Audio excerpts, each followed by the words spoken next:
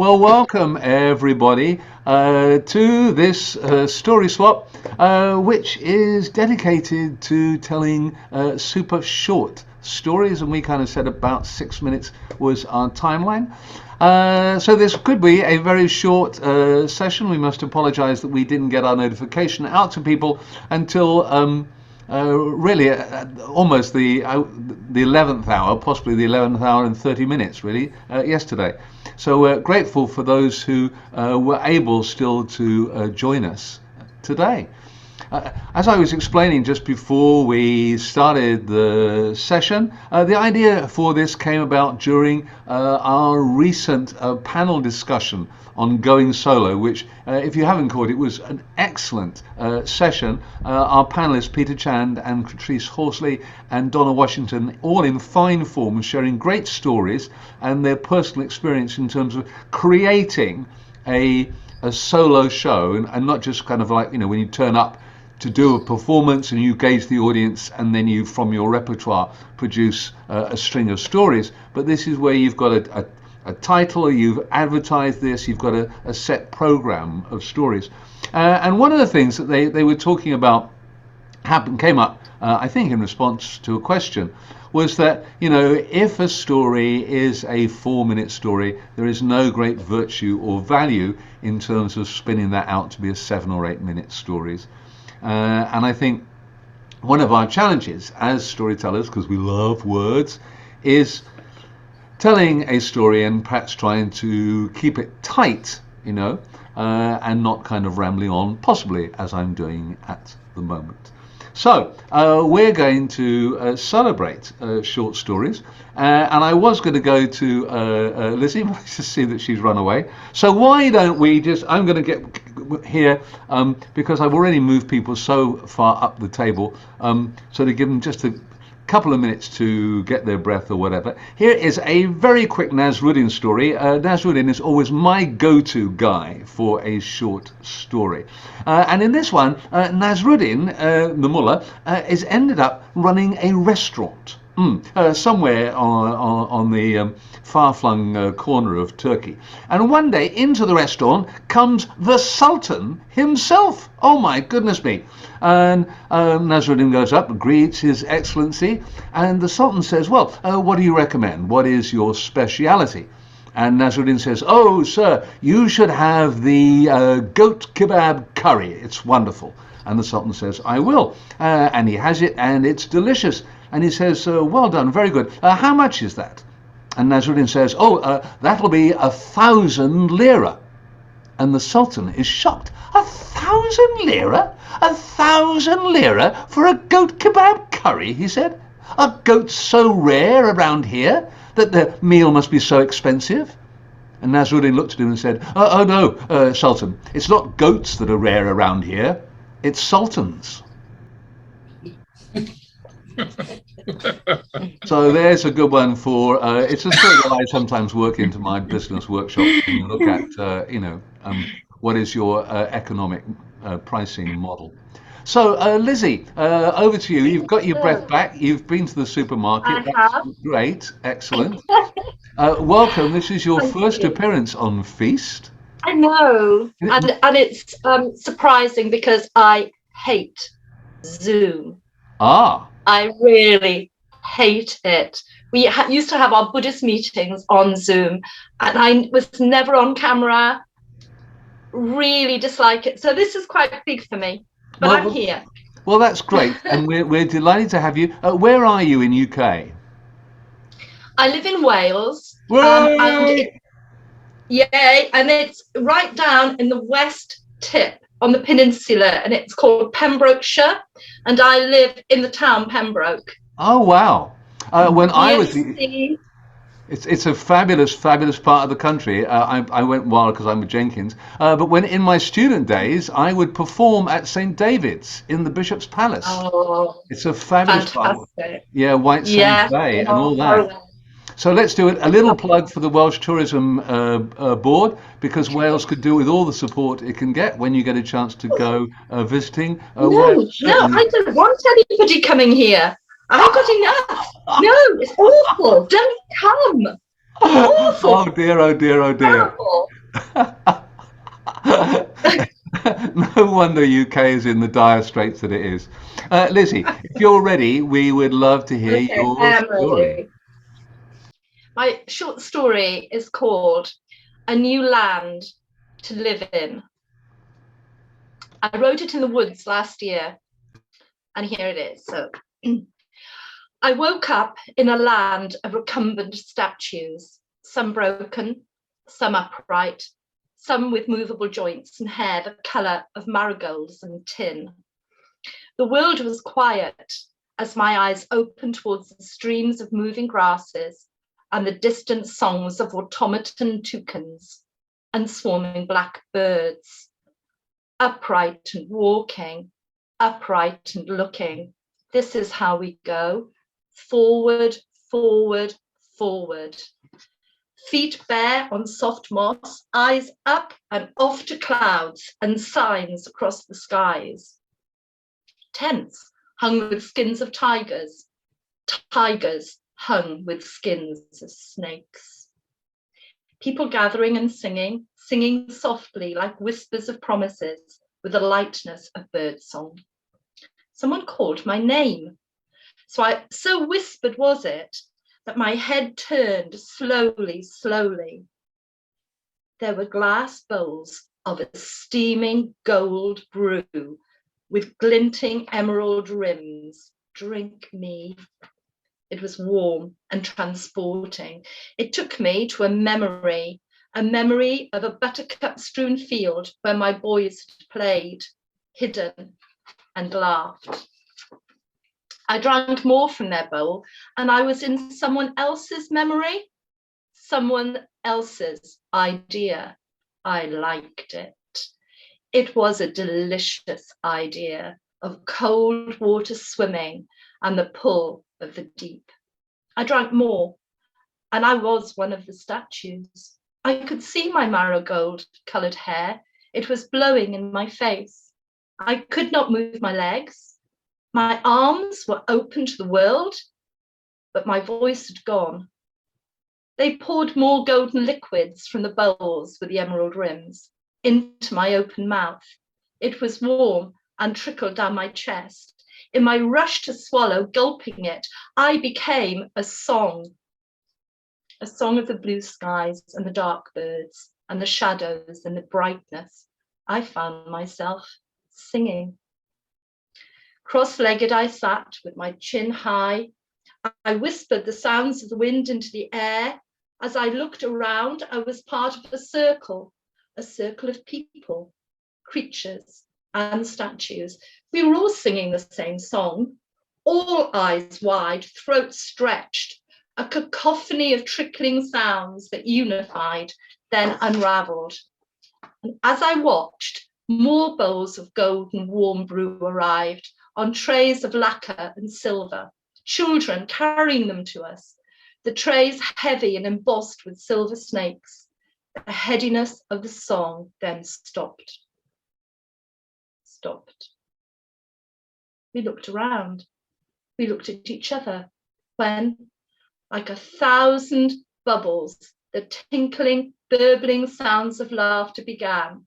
The noise, the shrieks, they grew and grew. Statues walked. Bowls with emerald rims tipped over. Children rolled in the grass. The birds sang louder. And the day was born with such trust, such hope, that even the woodlands moved for the joy of the day. Thank you.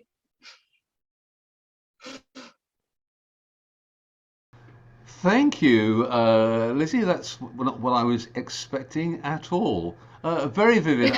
I love the golden brew and the bowls with the lacquer. Seemed it was very vivid for me. Normally, when here on in Feast, we're actually telling the stories, and we're telling more traditional stories. So it's always a surprise and interesting for us when we have original stories that have been written. Okay, so thank you very much for that. And but what was your? I mean, you said you were inspired when you were out for a walk. Is that right? Yes, walking in the woods, and I do a lot of writing. But I put my pen on the paper, and it writes itself. Oh, it, wow. it doesn't take any effort from me. None of that is edited. All just comes out of the end of my pen. I write a lot. Wonderful. Thank you very much indeed. Very good. Pleasure. Thank you for listening. And now we're going to move from Wales, plug, to Italy, another of my favorite countries. And Stefania, remind everybody, where are you in Italy? Well, I'm in the north of Italy, not far away from Florence, which is maybe a location that everybody knows where it is. Absolutely. And it's very hot today, so. Oh, okay, very nice. Okay, well, Sorry if I'm not dressed very elegantly. That's fine. I'm sure it will suit the story, and it's important that we keep cool. We keep cool and relaxed. Okay. So this story, is this one that you normally tell, or have you sort of chosen it specifically for this session? Actually, I've just told it once in Italian. So it's a different way, because changing the language changes in a way also the feeling. Oh, that's at least my experience. Absolutely. And but it's a Japanese tale, so it's a Zen tale. So it's not from Italy, but well, I hope you like it. I'm sure we will. Over to you, Stefania. So one day, 2 cherry trees were planted in a garden. And sometime later, on the very same day, those cherry trees sprouted. And when they put out their first leaves, they started to look around. And when their eyes met, it was love at first sight. And so time passed, and the 2 cherry trees grew, and they became 2 beautiful cherry trees that in spring covered with lots and lots of pink flowers, while in summer they were loaded with the big and juicy red cherries that were even sweeter, because each of them hid in itself a drop of that love. But unfortunately, the 2 cherry trees seemed destined to love each other, but to be separate one from the other, because they had not been planted very far away one from the other, but far enough for them being unable to touch. And so one day, a little cloud that often stopped over the garden and often watched those lovers exchange and look so full of love and passion that she decided that she had to do something. She had to make something so that the 2 cherry trees could touch at least just once. And so she started to shake and to blow. And she even cried to try and make the leaves of the cherry trees move so that maybe they got a bit closer. But her efforts were useless, because indeed the leaves of the 2 cherry trees moved a little, and maybe they got a bit closer, but not enough for them to touch. And so the little cloud thought to ask for help to the wind. And the wind started to blow so heavily that it caused a big storm that shook the 2 cherry trees from one side to the other. And as they bent to one side, they got a little bit closer, but not enough for them to touch. And so the wind thought to ask for help to the big mountain. And so the big mountain shrugged its shoulders and caused a terrible earthquake that lifted and turned the earth at the foot of the 2 cherry trees. So the 2 cherry trees bent one towards the other. And this time they got really close, but not enough for them to touch. And so for the rest of the days, the little cloud, the wind, and the big mountain mourned and cried for those 2 lovers that loved each other so much but couldn't touch. But what they didn't know was that deep down into the ground, where nobody could see them, the roots of those cherry trees had been tied and hugging since the very first day. Oh, that's lovely. Lovely. Oh, wonderful. Actually, I wish I should have asked you to sort of to say some of that in Italian, because I would imagine, you have such a poetic way, the way that you are telling the story, and um, I love obviously your use of gesture, and I'm fascinated. Your face is so sensual and still, and yet your arms are kind of doing wonderful things here, and you're creating Thank this you. image of the two trees touching. And I thought, oh, maybe it's going to be a squirrel that's going to go jumping from one I leaf to the other, or something, one tree to the other. may add it in the next version. Ah, Thanks for okay. the tip. There we go. But yeah, I just thought to hear it in Italian, and because again, your English, how that has grown in the time that we've had the pleasure of knowing you in a feast, that it's now you seem so comfortable in English Thank as you're you. telling the story. It was just beautiful. And it's interesting. I just wanted, what you said there at the start, how when you tell in a different language, it just changes the story. I think you'll be very interested in what Jo is going to talk about, Jo Henwood, in her webinar this month, because she's looking at how you can take a folk tale from one culture and reset it in another. And so it's different, but it kind of links with what you just were saying. Uh, when the problem with short stories, isn't it, that they immediately suggest another one. Do you know the story about this also, and it's a Japanese story, and there's a cherry tree in the garden. There are two temples side by side, and there's a cherry tree in the big temple, and there's the monk who looks after it. He's very proud of this fabulous garden that he's got, and the cherry tree is the centerpiece of it. And there's a low wall, and then on the other side of it there's a much smaller temple, and that there's a very old monk who kind of manages their much simpler garden. And the big temple is going to be visited by some, a lot of dignitaries or something for a special occasion. So of course the monk is sweeping and cleaning and making everything absolutely immaculate. And when he's finished, he looks over, and the old monk from the small temple is kind of leaning on the wall, and he says, "What do you think?" And the old monk said, "Well, it's very good," he said, "but there's one thing wrong with it." Huh?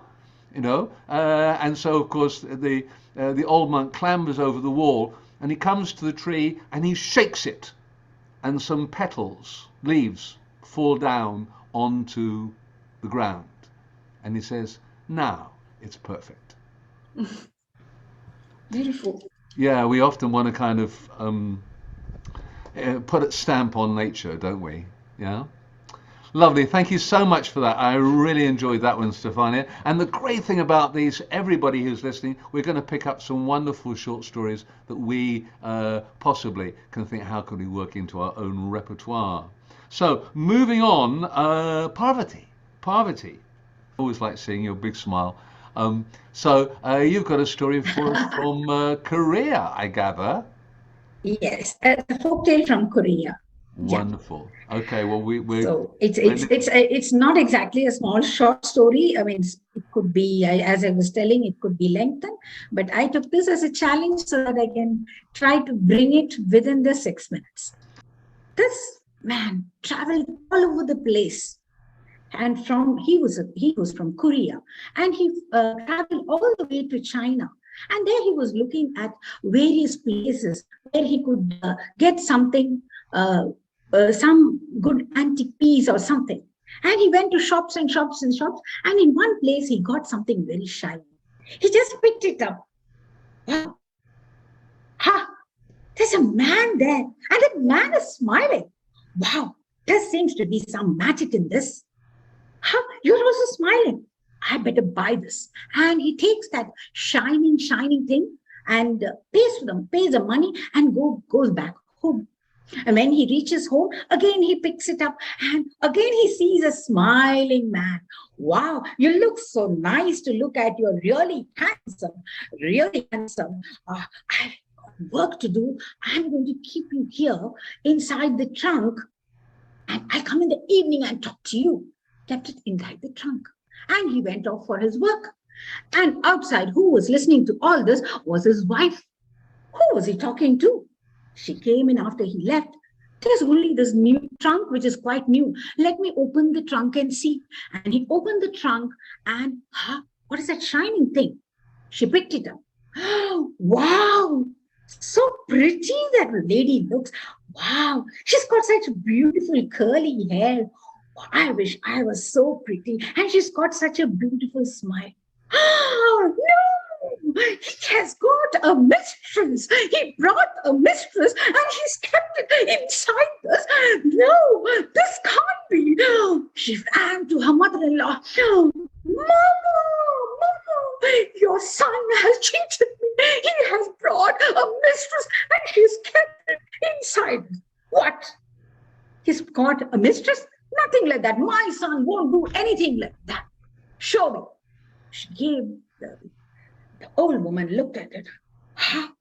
That's an old woman. She's got wrinkles on her face and she looks a bit old. And you say she's a young lady. She's an old woman, old enough to be a mother. Oh no! He's brought another mother when I'm there. Oh no, mama, it's a mistress. No, lady, it is a mother he has brought. And they started howling, and the father-in-law came there. Father-in-law came and, what is happening here? Picked up, showing. And he looks quite elderly, not very elderly, but yes, and he looks very strong. Good looking. He looks old enough to be his father. Father, when I'm there, I'm strong enough. I'm helping him in the farm. Why does he need another father? Oh no, he's got a new mistress. Now he's got a new mother. And now he's got a new father. Let him come and we'll ask him. And the lady kept the thing back to the trunk. Listening to this was a little boy. He was wondering what was happening. He opened the trunk and he saw this shining object. He had been playing with his pebbles and he ran outside with his pebble and this shining thing. And he looked, it's a boy like me. Hey, you got my pebble? How dare you take my pebble? My favorite pebble you took? How dare you do this? How dare you do this? No. Give me back my pebble. Give me back my pebble. And that's the time a young man passed that way. And he said, why, boy, why are you crying? That boy took my pebble. Show me. I'll talk to that boy. So he picked up. It's not a boy. He's a young man. How dare you bully the little boy? You've taken his pebble. How dare you do that? A young man, you're really a bully. And he smacked.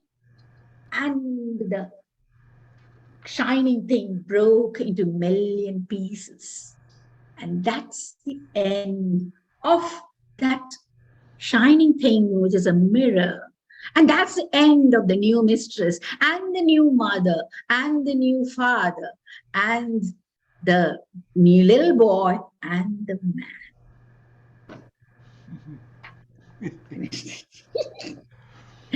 Lovely, yeah, and you did that within 5 minutes. Excellent. It's a great piece, isn't it? For someone, because you're always so dramatic, probably is what I enjoy watching when you tell a story. You always find a way to, obviously comedy, you're so strong in that, and how you dramatize. And really the story is all dialogue, isn't it? There's hardly any narration in it. You just go from one character to the next. So it really suited you, and I thought it was great fun. And I just loved seeing how each one you kind of like took it up another notch. So yeah, very nicely done, very dramatic. Thank you. Good fun. It was really tough actually to bring it to that 5 minutes. No, but I think I think it works for that, because it's a very simple story. A man brings a mirror home, and and various people look at it. I mean, I've told the story in 10 seconds. So the fact that you get it in under 5 minutes is good. And I think if you were to put that into a program, it would be a wonderful contrast, because it is so energetic and yet it's very focused. You know, the person is seeing it and reacting to it, so you keep it very tight. They react to that picture, and then it's handed on to the next person. So I think it would be a really good one to keep in your repertoire, and possibly keep it to that version and use it as a break between the other stories that you are presenting. Okay. Thank you. Some wonderful comments here in the chat that people really enjoyed that. Thank you very much. So can I go to Priti? And and come and join us. Listen, thanks for offering to jump in. And if you've got a story for us, we'd love to hear it. Okay. I always have stories. You always if nothing have else, stories, I'm sure I can talk for 5-6 minutes very safely. remember, okay. Good. Okay, so we'll go there. So I love short stories, and this one is a Zen one, because that's my go-to for all when somebody tells me to tell you a little tiny story. Yeah. So this one is about, I was researching it some time ago, and I really enjoy it. So here goes. So one day there was an earthquake, and it shook the Zen temple to everybody. You know, everything. The entire temple began to collapse. And there were the people in the temple had to really, really work hard when it finally, stopped shaking. When the earth stopped shaking, they were terrified. And when it finally stopped, the Zen master, who had been hiding, with all of the students, puffed himself up, and he said, "Now you have the opportunity to see how a Zen master must behave in a crisis. You may have noticed that I did not panic. I was scared, and I was very aware of what was happening, but I did not allow my emotion to rule me. You saw that I led you all calmly into the kitchen. And then you obviously know that it was the strongest part of the temple. And some parts of everything collapsed, but the kitchen was quite safe. And you see, it was a good decision because I kept my head, and we have all survived. And despite my self-control and composure, you will see that I was still a little bit tense. You might have noticed, if you were observant, like you should have been, that I drank a large glass of water, something I would never do under ordinary circumstances. I would take sips of warm tea." And one of his students smiled, but they didn't say anything. "Boy, what are you laughing about?" said the teacher. "Master, that wasn't water. It was a large glass of soy sauce." Yeah. Again, very nice, and I love the way, again, you got into character as you were playing that. I think those of us who watched Sheila Arnold's webinar, was it back in June? My goodness, how time goes so quickly, and how she was sharing ideas about getting into character, and I just thought you personified the teacher, and very formal, and then just that switch in your face as the boy, as you said, it was a soy sauce. Beautiful.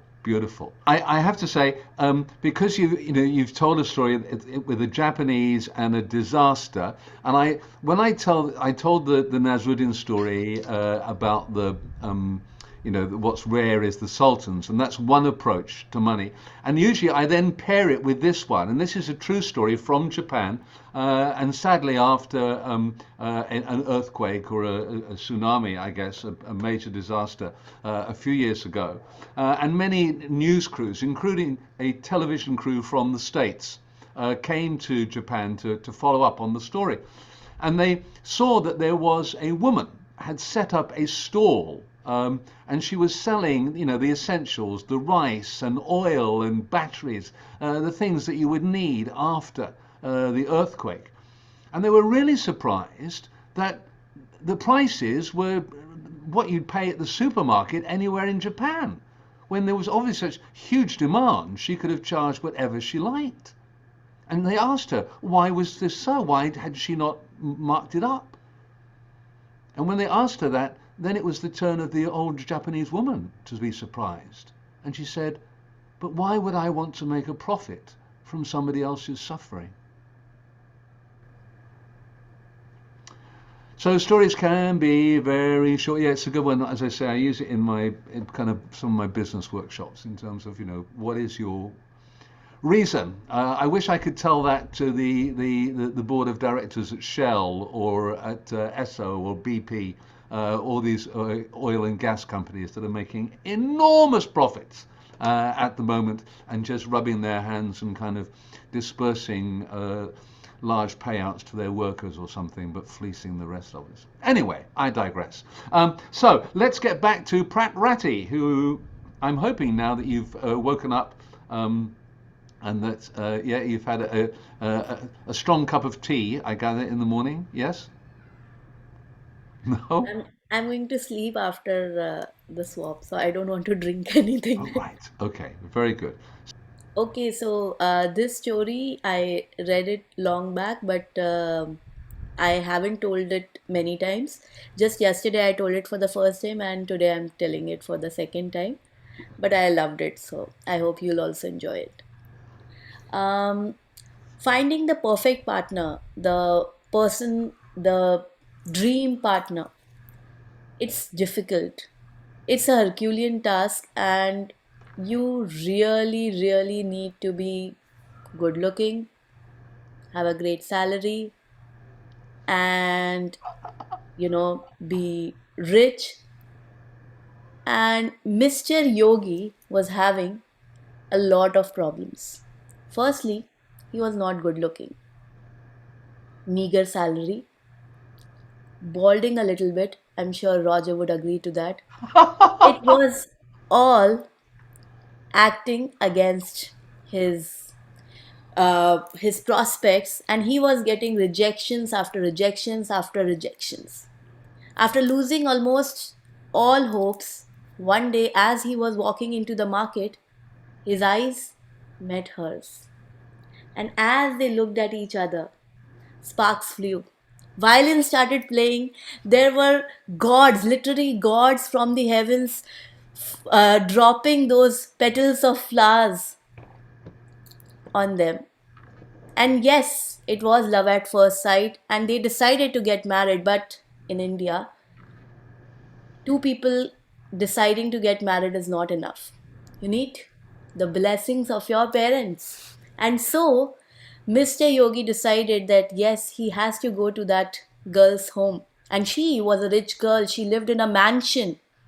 So impressing her parents was not an easy task, but he was ready. He was dressed up nicely in a suit, and as he walked up into the mansion, he was revising everything that he had in his mind. The beautiful salutations that he would do, and some kind of small jokes that he can. Crack when things get a little bit awkward. So he was all set. And as he was sitting on the fine leather couch talking about all the pleasant things in life, suddenly it happened. Something that he didn't want to. His nose, his awful nose, wanted that time to drip. And as it was about to drip, his confidence, his esteem, his respect was also. He remembered his mother. He remembered his mother always reminding him to take that handkerchief, but that precious handkerchief every time he would forget, and today also he did. But then he remembered one more saying of his mother, which was, you have something a lot, but you use it the least. Do use it when you are in trouble. And immediately, frantically, he looked around and he said, that painting of yours? It should come there. Heaving a big sigh of relief, he said, Namaste, and he was happily married to the dream girl. And as on his wedding day, he was folding the handkerchief, he smiled to himself. Thank you.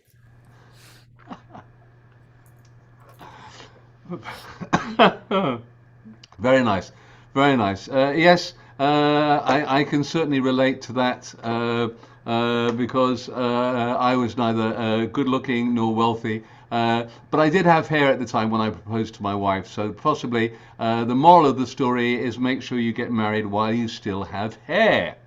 And don't leave it too late. But I love that. Very good. Very nice, very nice. Yep, so we'll have to say Feast will be a good. I thought you were going to say something about Feast being the perfect partner, Prakrati. I thought you missed an opportunity there. Absolutely. But Yes, great. I did. I Good, think good, Feast good. is the family that you need to impress. Mm. Yes, indeed, indeed it is. So, Jim, as we're over on that side of the pond, okay, welcome from Tampa, Florida. It's great to have you with us. It is good to be back. It's been a while, yes, yes. I'm glad that you're able to join us again. Well, thank you for having me. It was a dismal day, and the pitiful little man named Herman shuffled toward his dingy little unpainted cottage. And Herman was not a happy man. And as he unlocked the door and stepped inside, he went over to the shelf, pulled down his pot of cold potato soup, lit a candle, and sat down at his table. Now, he had electricity, but electricity was quite expensive. And after all, he was a miserly little man, a pathetic little man, actually.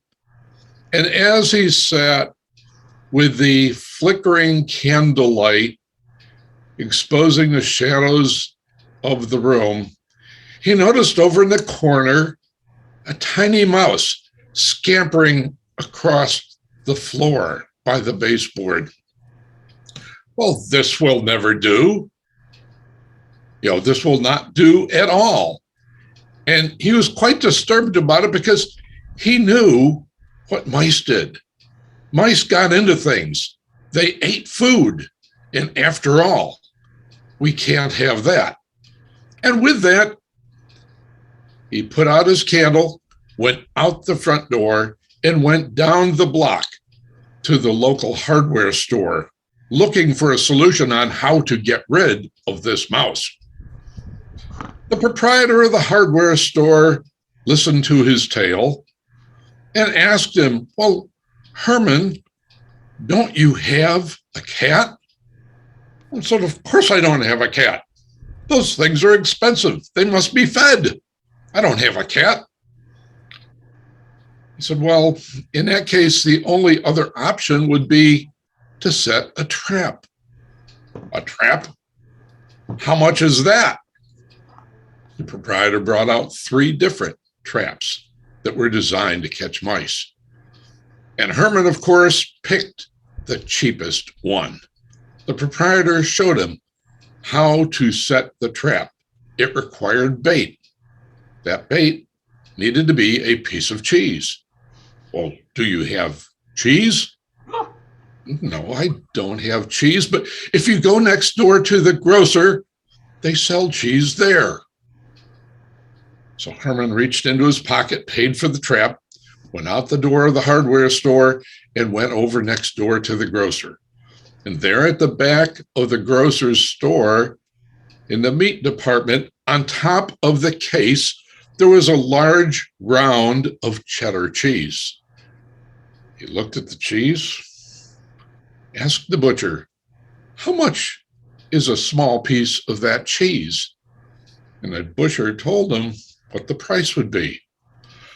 There's no way I'm going to pay that price for a small piece of cheese. And then he had an idea.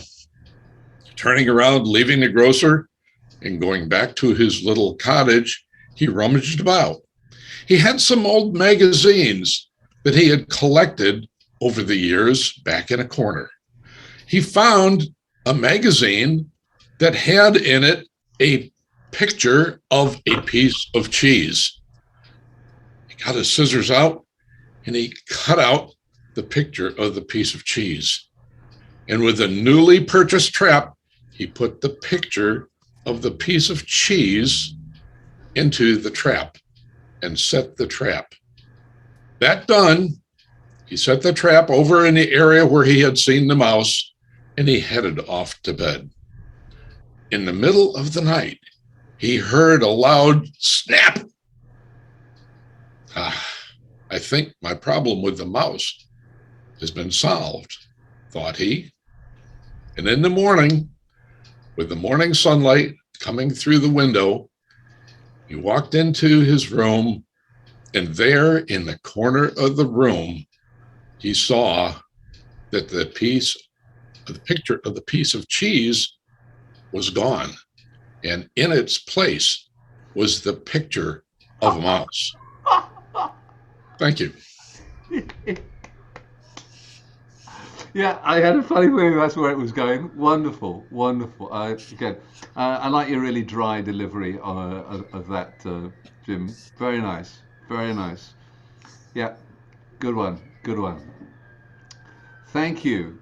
Alla, you have a story for us. Are you still with us? Are you on the road? Yes, there she is. Oh my goodness.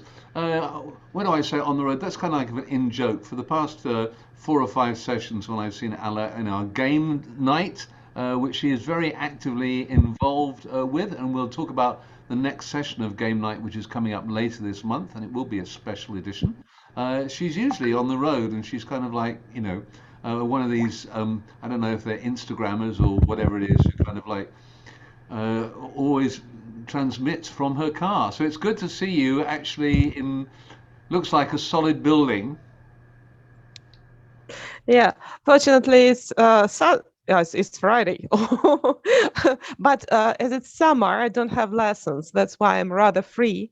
So I'm actually in my mom's house in the country. Oh, lovely. So that's why I'm not dressed properly.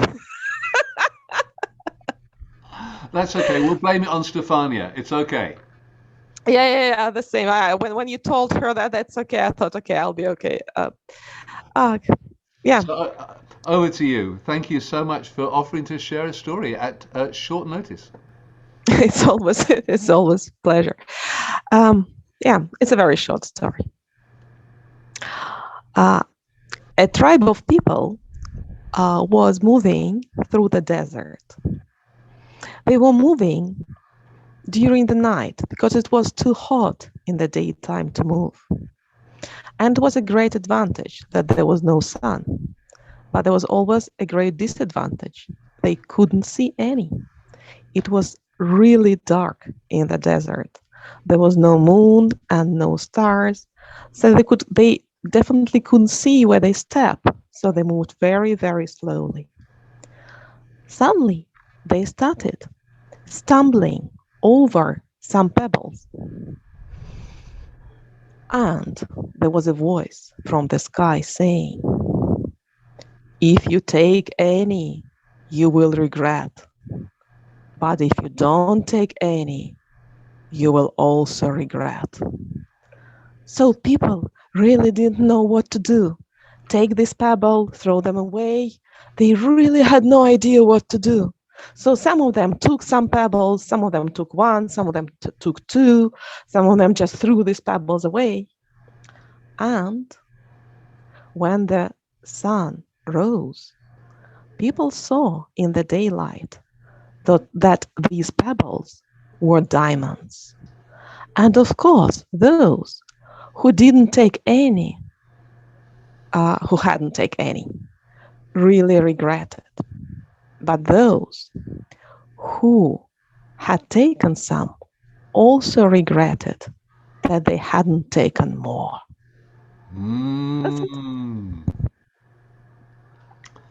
I hadn't got that to the end of that story. Very nice. I like that one. Wow, it's one of those things where, yeah, whatever happens, isn't it? I'm trying to think. There's a phrase that describes that, which whatever way you're going to lose, really, in the decision. Thank you. If you don't know, Alla has a thing about stories in deserts.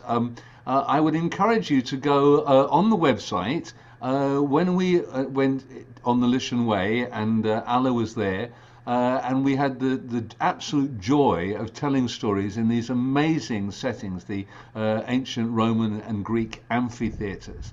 And Alla told us an absolutely super story, and it's there on that page. Unfortunately, you need to be a member. You'll have to log in order to be able to see them. Okay, but it's there on the menu, I think, under events. It will say Lishan Way videos, and it's an absolutely delightful story.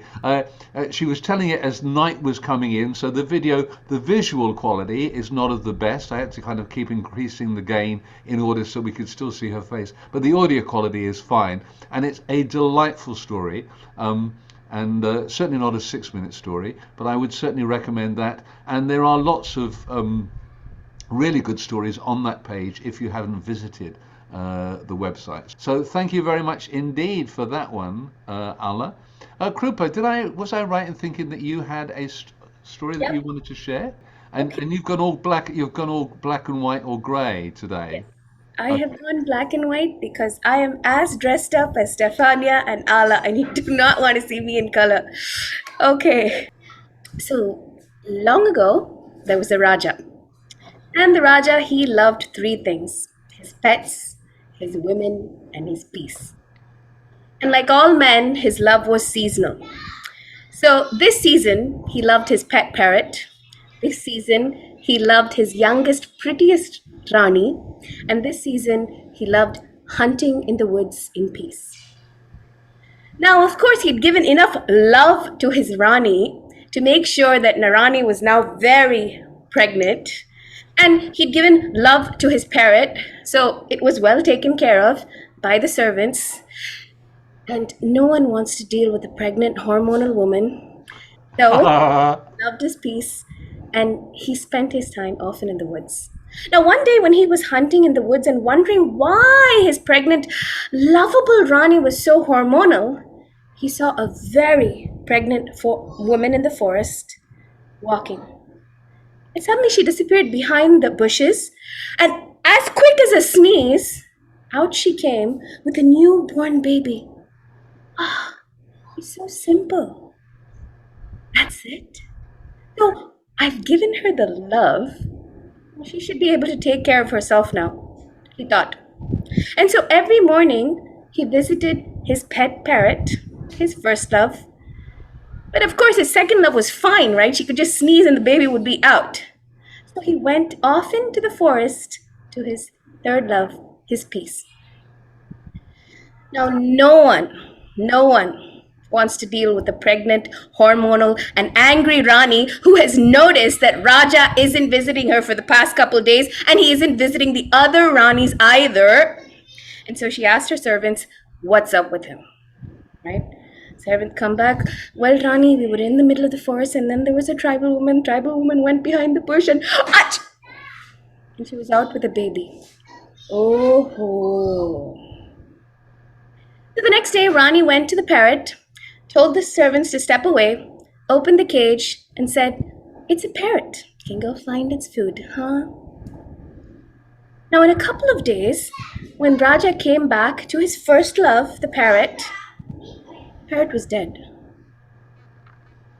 Raja looked at the servant. He said, what happened to the parrot? Oh, Raja, Rani came, she saw the parrot, she opened the cage, left it out to fend for itself. To fend for itself? My royal parrot, my first love?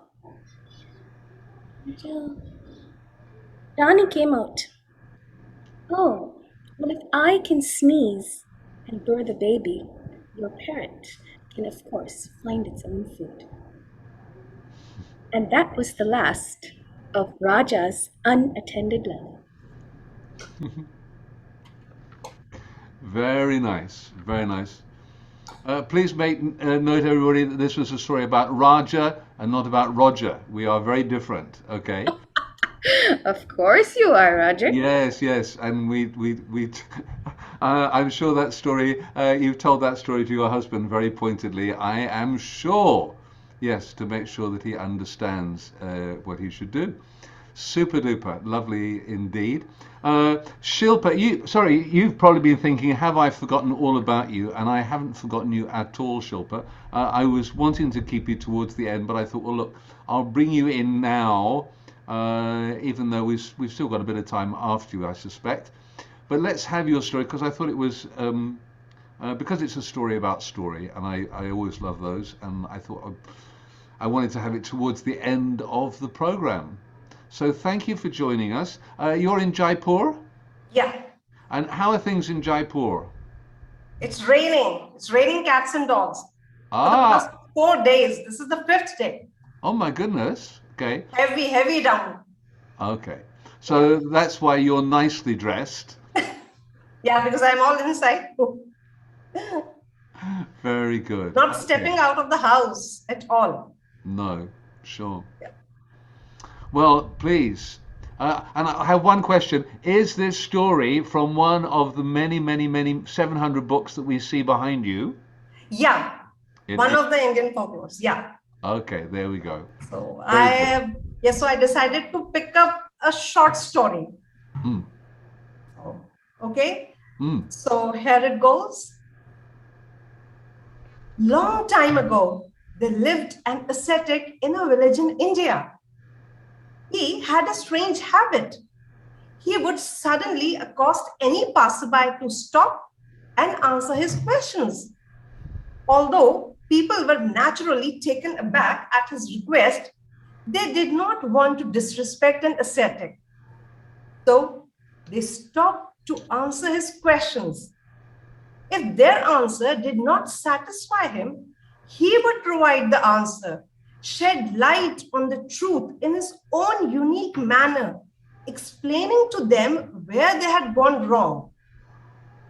One day, while he was sauntering around a busy area, he saw a washerman with a load of clothes dragging his donkey with a rope which was tied to its neck. As soon as he saw this, he rushed to the man and asked, "Hey, can you please help me?" "Of course." The ascetic said, "Actually, I'm a bit confused. I see you have the donkey tied to the opposite ends of the same rope. So I want to know who the master is. Are you the master of this donkey, or is this donkey your master?" A few passerby also heard this question and, surprised by the query, stopped in their tracks and instantly glanced at the washerman and then at the donkey and were curious to hear his reply. Flustered for a moment by this strange question and the public attention it had drawn, the washerman quickly regained his composure and thought, "Oh, is he a mentally challenged man?" But since people were watching him intently, the washerman thought it would be better to reply in order to avoid further embarrassment. He said, "Can't you understand such a simple thing? I am the owner. You see that the donkey has the rope tied around its neck, and I am pulling it along with the other end of the rope in my hand. Isn't it?" Now, instead of replying, the ascetic silently stared at the washerman, then at the donkey, and the rope between them, observing closely for a few moments. Then, without warning, he cut the rope from the middle. No sooner was the rope cut, the donkey took to its heels with the washerman following it. With a look of amusement on his face, The ascetic shouted after the washerman, "Say, you were wrong. You are not the master of the donkey. It is the donkey who is your master. That is why you are running after him. So you are not the master." Thank you. Oh, very nice. Very nice. I like that. Yes. Yes. Of course, you've changed it. When you cut the rope, that changes the whole relationship, doesn't it? Lovely. Lovely. Very nice. Thank you, Shilpa, for sharing that story for us. I think that now actually, and I'm glad that I kept that for the end. It's one of those kind of things we can take away with us and think about. So we have actually got through in possibly a record time indeed. And I want to go over to Krupa. If you'd like just to bring us up to speed, I think perhaps just tell people briefly about the Learning Fest. We are moving from the 1.5 hour webinar format to 3 hour workshops, and we have 5 workshops lined up by Laura Packer, Sheila Arnold, David Novak, Ethnotech, and our very own members, Sui-An Wong and Lavanya Prasad. We've chosen tonight, the event goes live on our website, which you'll have a link to, and I'll be pushing out on social media. But apart from this, we have 4 cultural talks, which we've invited members and non-members to give us an insight about folklore from their region. So we're covering Japanese folklore, Indian leather puppetry and related folklore, Malaysian folklore, and what am I missing here? Dr. Indonesia. Indonesian folklore, yes. So the early bird tickets are early bird until September 5th, even though on September 16th, the festival starts. It goes all the way to September the 25th. We've spaced out the workshops on the weekends. So we have 2 weekends of workshops and cultural talks in between that week. So we hope to see you there. Members get a special discount and non-members don't, so we hope you'll become members. But it is a great lineup, and I think everyone would love to be there at the festival. Yeah. And if you want to win a ticket, come to the birthday party. Yeah. So I'm particularly looking forward to, well, I don't know, I mean, they're all good. Laura Packer's doing one on difficult stories, which sounds very interesting. What makes it a difficult story? I think Sheila Arnold's, which will be on social justice, will be of great interest. I hope it will be of great interest, because surely it's something that a responsibility that as storytellers that we should be willing to take up. And based on how well she made her webinar earlier this year on playing character and being a character from history, I think she certainly impressed those of us who managed to catch that. So I'm really looking forward to that. David Novak is somebody who I've always managed to miss, unfortunately. So I'm really looking forward to his session. And Ethnotech, I'm great fans of their work. It's tandem telling and much more, if you like, on the theatrical end of the storytelling spectrum. But they incorporate a lot of movement and sound with their work, and so I'm thinking this is going to be quite an interactive. So come, for those of you, Stefania and Alla, you are probably very well dressed for a Ethnotech workshop, I would think. Okay, Parvathy, you probably want to change into something a little less formal. And then, yes, and certainly want to give a shout out to Lavanya and Sui-An, because both of them have been doing some wonderful work with seniors.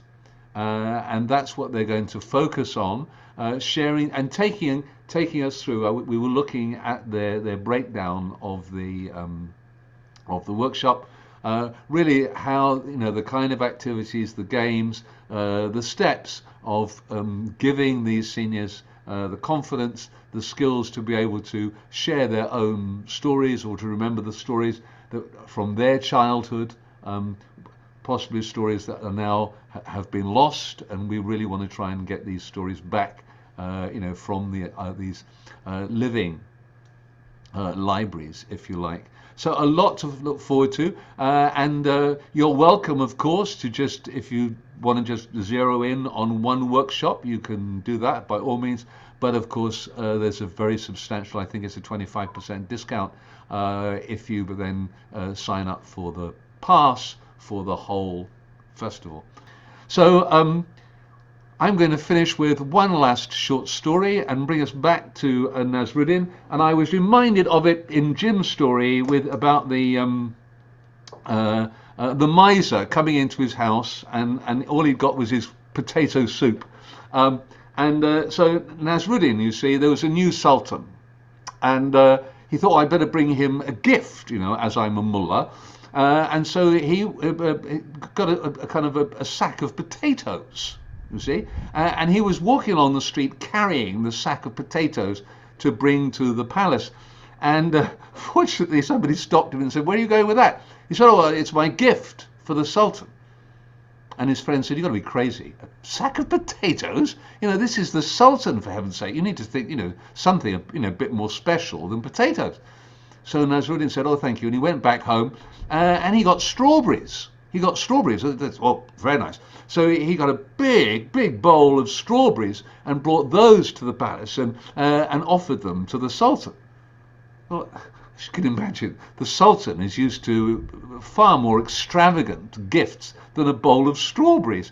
And he was so upset and incensed that he passed the bowl to his guards and he said, "Throw them at this Nasruddin." And of course the guards all started tossing the strawberries at Nasruddin. And to the sultan's surprise, as these strawberries were being thrown at him, Nasruddin raised up his hands and was saying, "Praise be to Allah, praise be to Allah." And the sultan was shocked. He said to the guard, "Stop. He said to Nasruddin, "Why, when we are throwing strawberries at you, why are you saying praise be to Allah?" And Nasruddin said, "Well, I'm saying praise be to Allah because I'm so happy that they're throwing strawberries and not potatoes." There we go. So thank you very much. I hope you've enjoyed the session as much as I have. Some wonderful stories, which I hope that you can all remember and take away and tell. For those of you who are either Lizzie or Jim or Prakrati, you've got the whole day ahead of you to find somebody and tell one of those stories. Even those in India, you've still got plenty of time, I think, to try and find somebody and share one of those stories, whether it's about cherry trees that tried and couldn't quite make it, or the perils of bringing a mirror into a home, okay, or what happens if you're bald and ugly, and the problems of finding the perfect mate. Lots of wonderful stories. Can we please give a big round to all the tellers for sharing today? And we look forward to seeing you again, either with Joe transplanting fairy tales, or at least on our birthday party. Come and celebrate with us. Okay? Thank you very much, everybody.